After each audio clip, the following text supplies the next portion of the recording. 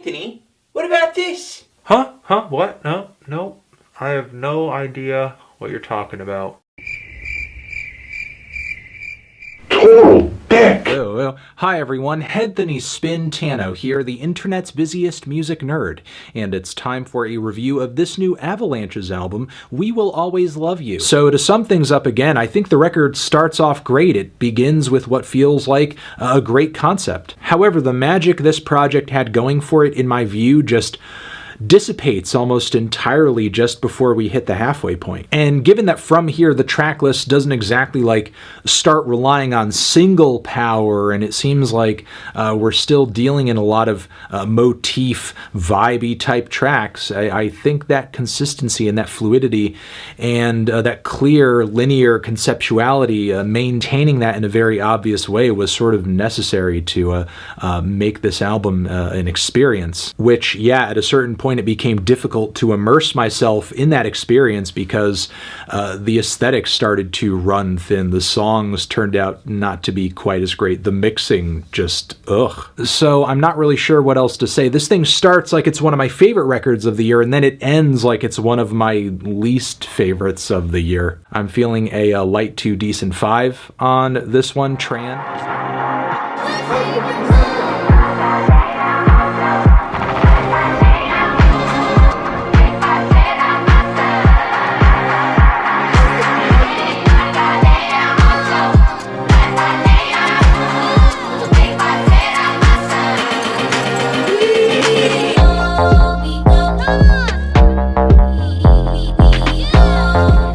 The tracks here that Burial has delivered, even though they are long and expansive from a melodic standpoint, from a rhythmic standpoint, to be really underwritten, underdeveloped. I don't really care for this sound when other people do it, and I especially don't care for it when Burial's doing it. If some of the vocal cuts on this thing weren't so cringe-worthy, then maybe the EP would have been more enjoyable for me, but the vocal performances used on these tracks are nowhere near as good as what has landed on Burial's previous EPs and pretty much everything that was on Untrue. Unfortunately, I'm feeling a strong 4 to a light 5 on this thing.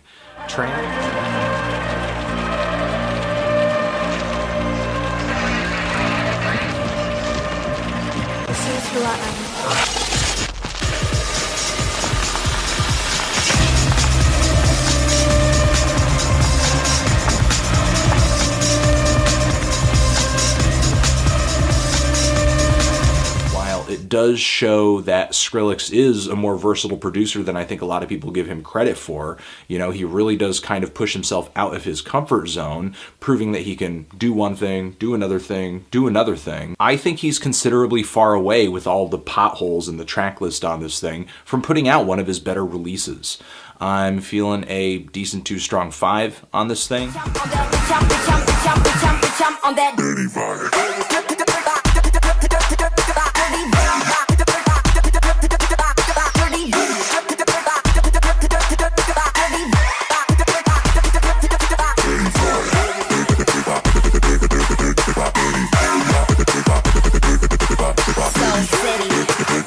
Highlights on this record for sure, but every good moment is balanced out by an incredibly lackluster or a barely tolerable moment.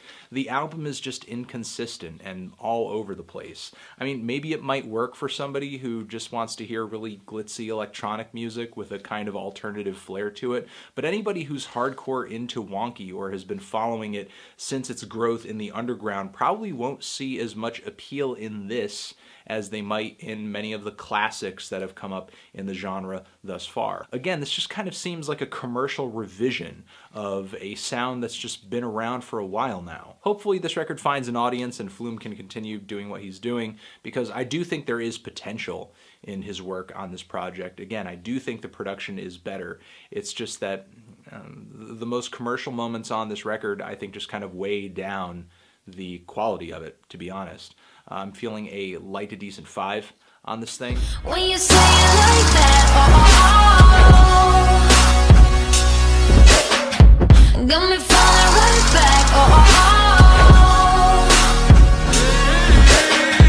when you say it like that, let me fuck you right back,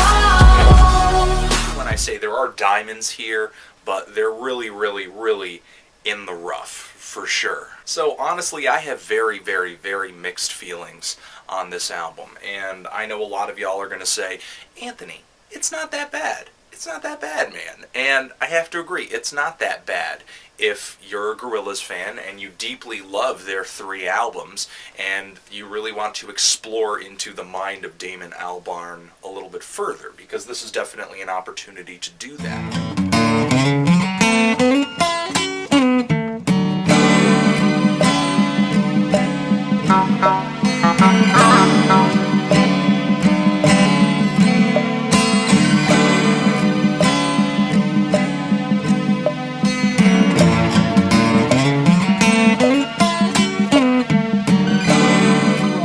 Consistently brings seductively sad songs with instrumentation that is very smooth, it's tasteful, it's well assembled. Some of the samples here and there feel a little bulky, but I think it adds to the glitchy tone of the track, so Damon does make these songs feel a little rough in some respects, despite their very soft nature. But as I've said, sometimes through the soft instrumentation, a gripping song or a gripping melody or lyric doesn't even shine through. And while there are highlights on this record, good songs, and I do think this record is emotionally potent, at least when it comes to the instrumentation, sometimes I feel like Damon's vocals are just a little too drained, in the way that I feel like sometimes the vocals are a little too drained on like a national record or something like that. But I mean, obviously to an extent, I'm sure that is intentional. I mean, how can you not expect some kind of apathy or bleakness coming from the music with an album cover like this representing it? Still, I mean, I guess I have a hard time being enthralled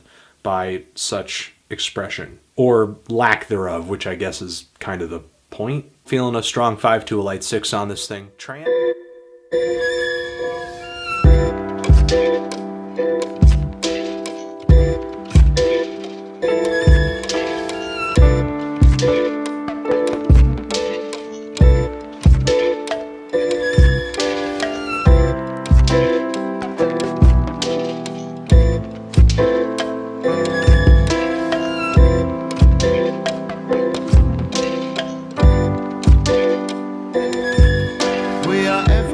This song and many others on Apple gives you insight into the ideas and talent level that AG is bringing to a collaboration with any other artist, but I feel like we already got a sense of that on 7G. If Cook had to release another album entirely in 2020, I would have hoped for something a bit more visionary and next level, but instead what Apple feels like is just discs 8 and 9 of 7G, just kind of mixed around. Feeling a strong 5 to a light 6 on this one.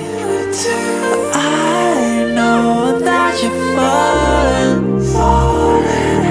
I know what you're thinking. Say the word. I know that it's over. So yeah, overall I guess I'm pretty let down by this one. As agreeable and as pleasant as I found many of the tracks here to be, the decrease in colorful and textured instrumentation was a letdown, and the effect of there being a lack of adventure on that front was only worsened by the progressions and compositions here being so predictable and uninspired. Sadly, I'm feeling a strong 5 to a light 6 on this one.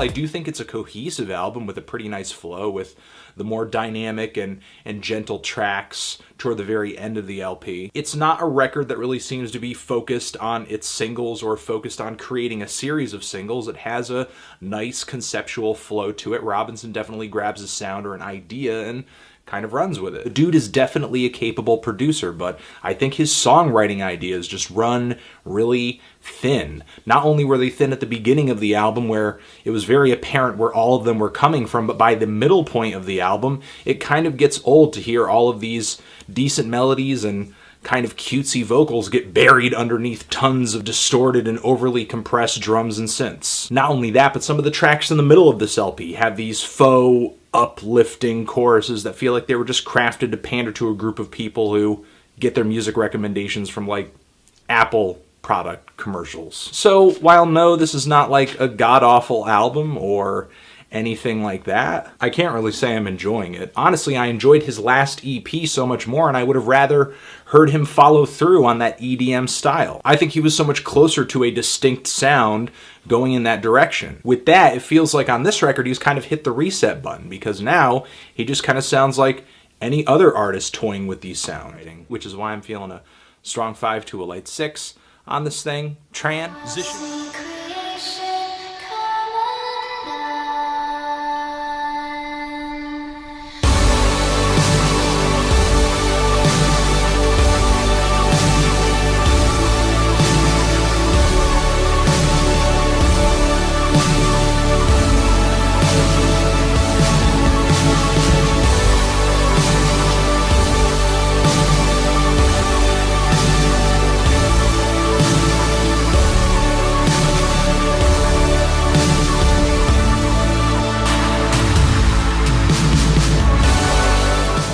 Some highlights for fans of Actress, but I'm kind of feeling a strong 5 to a light 6 on this album.